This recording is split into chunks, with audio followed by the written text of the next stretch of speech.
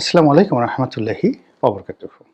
সম্মানিত দর্শক, ২০২৪ সনের যে ১৬ই ডিসেম্বর, সেই ১৬ই ডিসেম্বরে আমাদের যে রাষ্ট্রীয় কুচকাওয়াজ, সামরিক বাহিনীর মহড়া, এটি হয়নি। এবার বেশ ঘটা করে এই ১৬ই ডিসেম্বরের যে কুচকাওয়াজ, এটি হওয়ার কথা ছিল, কিন্তু শেষ পর্যন্ত সেটি বাতিল করা হয়েছে। আমরা যারা স্বাধীনতার পর বড় হয়েছি, জন্মের পর থেকে আমরা দেখে আসছি যে প্রতি বছর ১৬ই ডিসেম্বর তারিখে সেনাবাহিনীর কুচকাওয়াজ হয়। অন্যান্য বাহিনীরও হয়, অভ্যন্তরীণ এবং জাতীয় প্যারেড গ্রাউন্ডে যেদিন থেকে এটি শুরু হয়েছে, আর যেদিন থেকে টেলিভিশনে এই কুচকাওয়াজ প্রদর্শন শুরু হয়েছে। আমরা সেই শৈশব থেকে টেলিভিশনে সেই দৃশ্য ঘন্টার পর ঘন্টা বসে দেখতে অভ্যস্ত, এবং তখন থেকে আমাদের মনে কতগুলো স্বপ্ন। কেউ সেই বিমান বাহিনীর যে ফাইটার প্লেনগুলো, এগুলোর উড্ডয়ন দেখে একটা শিশুর মনে পাইলট হওয়ার আকাঙ্ক্ষা জাগত। কেউ সেনাবাহিনীর প্যারেড দেখে কেউ সিপাহী হতে চাইতেন, কেউ সেকেন্ড লেফটেন্যান্ট হতে চাইতেন, কেউ মেজর কর্নেল, ব্রিগেডিয়ার হতে চাইতেন। কেউ রণার সঙ্গে চল চল চল ঊর্ধ্ব গগনে বাজে মাদল, এটার যে বাদ্য, এই বাদ্যর সঙ্গে লেফট রাইট করতে করতে মুক্তিযুদ্ধের কথা স্মরণ করতেন। কেউ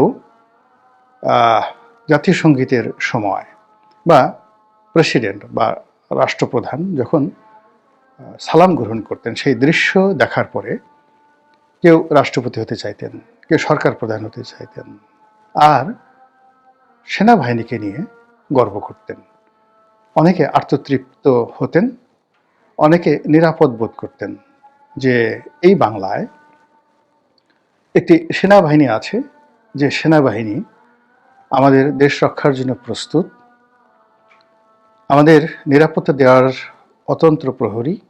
আমরা তাদেরকে ভালোবাসি, তারা আমাদের জন্য জীবন দিতে প্রস্তুত। এই কারণে আমরা তাদেরকে শ্রদ্ধা করি, এবং তাদেরকে লালন পালন করা থেকে শুরু করে রাষ্ট্রীয় কোষাগার থেকে যে অর্থবৃত্ত দেওয়া হয়, বিনিময়ে তারা দেশের প্রয়োজনে জীবন দিতে রাজি থাকেন। এই যে বোধ, নাগরিক মনে যে বোধ, এই বোধ এই জাতীয় কুচকাওয়াজটির মাধ্যমে আমরা ধারণ করি। ব্যক্তিগতভাবে আমি বহু বছর ধরে এই কুচকাওয়াজ দেখি, কখনো সশরীরে, কখনো টেলিভিশনে,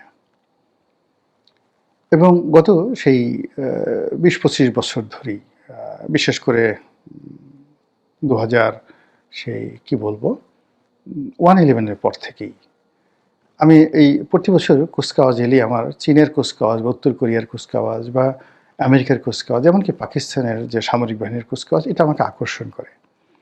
আমি অনেকগুলো ভিডিও শেয়ার করেছি এই কুচকাওয়াজের, যে তারা যেভাবে তাদের সৈন্যবাহিনীকে গঠন করেছে এবং যতটা যাকে বলা হয় discipline, well trend, well ম্যানার্ড, well dress.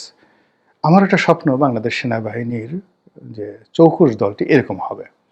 এই জন্য সেই প্রায় প্রতি বছরই ১৬ই ডিসেম্বরের পরে আমি এরকম চায়নার বা উত্তর কোরিয়ার কিংবা রাশিয়ার ভালো ভালো যে সকল ফোর্স রয়েছে যারা খুব ভালো প্যারেড করেন, তাদের ছবিগুলো আমি পোস্ট করি। এই কারণ হলো সাম্প্রতিক সময় আমরা দেখতে পেয়েছি যে আমাদের সেনাবাহিনীর মধ্য থেকে কতগুলো জিনিস উঠে গেছে। যেমন আগে সেনাবাহিনীকে সবাই বাধ্যতামূলকভাবে বেল্ট পরতে হতো। কোনো সেনা কর্মকর্তা তাদের বিরাট একটা ভুঁড়ি থাকবে, তাদের পশ্চাৎ দেশে কয়েক কেজি মাংস থাকবে, থলথল করে সেগুলো নড়তে থাকবে। এ দৃশ্য আমরা এরশাদ জামানাতেও দেখিনি। তখন পর্যন্ত মানে সেনাবাহিনীর মধ্যে একটা প্রফেশনাল যাকে বলা হয় একটা ফিলিংস ছিল, অ্যাটিটিউড ছিল, আর্ট ছিল। ধীরে ধীরে সেই আমাদের রাজনৈতিক শক্তিগুলো সেনাবাহিনীকে নিশ্চল করার জন্যে, তাদের আনুগত্য লাভের জন্যে, তাদেরকে লোভী বানানোর জন্য নানা রকম সুযোগ সুবিধা দিয়ে মূলত সেনাবাহিনীর যে দক্ষতা এবং তাদের যে ইফেক্টিভনেস, যেটা পুরো ৭০-এর দশকের ৮০-এর দশকে ছিল, এই ২০ বছর ছিল, ৯১ থেকে এটা ধীরে ধীরে ধীরে ধীরে পলিটিসাইজ হওয়া শুরু করে। আর এই পলিটিক্সের সাথে সাথে তাদের ড্রেস কোড, তাদের পোশাক, তাদের বেল্ট, তাদের শরীরের মেদ জমা, এই জিনিসগুলো জমতে থাকে। এটা আমি সবসময়ই আমার কাছে মনে হয়েছে যে না, মিলিটারিকে আসলে মিলিটারির মতোই রাখা উচিত। তো এনিওয়ে তারপরেও দেখা গেল যে আমার চাহিদার সঙ্গে কুচকাওয়াজটা সুন্দর হচ্ছিল না, কিন্তু তারপর আমি দেখতাম। কিন্তু এই গত ২ বছরে কি হলো? গত ২ বছরে এইটা একেবারে হলো না। এর ফলে কি হলো?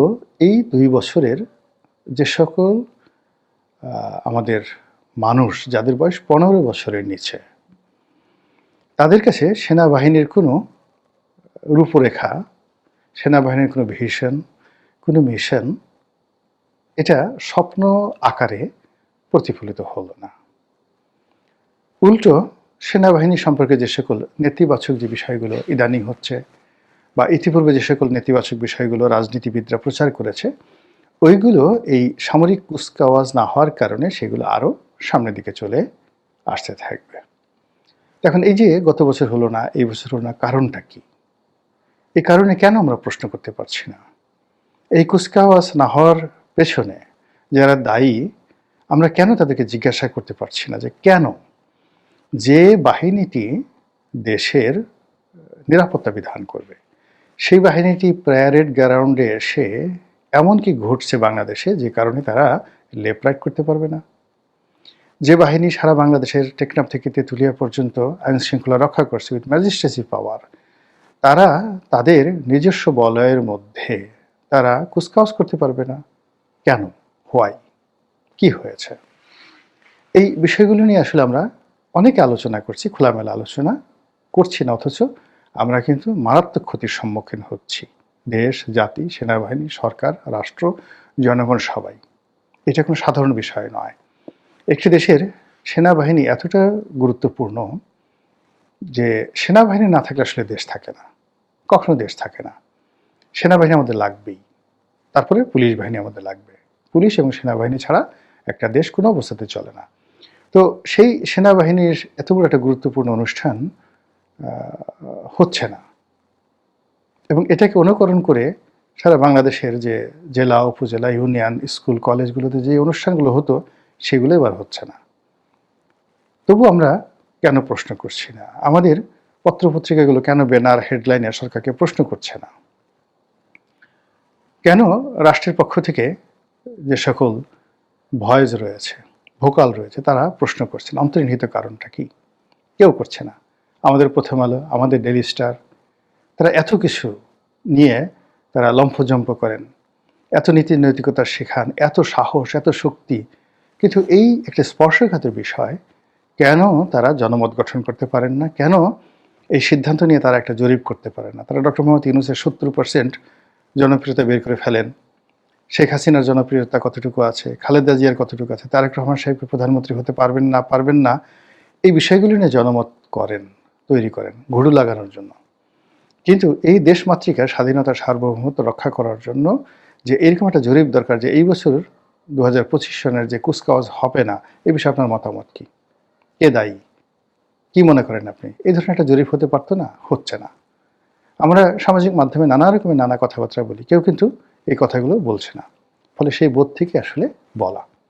যেহেতু আমাদের রাষ্ট্রপতি জনাব শাহাবুদ্দিন চুপ্পু এদেশের সেনাবাহিনীর এবং রাষ্ট্রের সর্বাধিনায়ক, রাষ্ট্রপ্রধান, এবং এই যে প্যারেডটি হয় এটিকে তাকে কেন্দ্র করে, তো তিনি সে অনুষ্ঠানে থাকবেন, স্যালুট গ্রহণ করবেন, এটাই রেওয়াজ।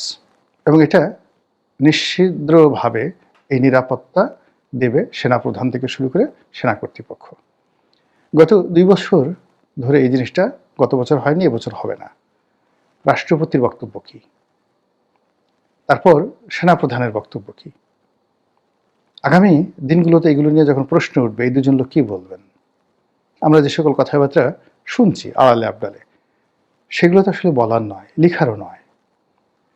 কিন্তু যখন এগুলো নিয়ে প্রশ্ন আসবে, তখন তো এই দুজন গুরুত্বপূর্ণ ব্যক্তি, রাষ্ট্রপতি এবং সেনাপ্রধান, তাদেরকে জবাবদিহি করতেই হবে। তো সেক্ষেত্রে আমি মনে করি যে তারা দুজন যদি জাতির সামনে তাদের এই সময়টিতে কুচকাওয়াজ না হওয়ার কারণটা কি একটু ব্যাখ্যা করতেন, আর এগুলোর ফলে তাদের কী উপকার হলো, আর যদি কুচকাওয়াজ হতো তাহলে দেশ, জাতির এবং সেনাবাহিনীর কী ক্ষয়ক্ষতি হতো, রাষ্ট্রপতির এমন কি সমস্যা হতো, এই বিষয়গুলো বললে একটু বাঙালি হিসেবে আমরা যে যে যার অবস্থান থেকে দুটো পয়সা হলেও তো রাষ্ট্রকে দেই, আমরা একটু হলেও শান্তি পাই। মহান আল্লাহ আমাদের সবাইকে হেদায়েত দান করুন এবং হেফাজত করুন। আসসালামু আলাইকুম ওয়া রাহমাতুল্লাহি ওয়া বারাকাতুহু।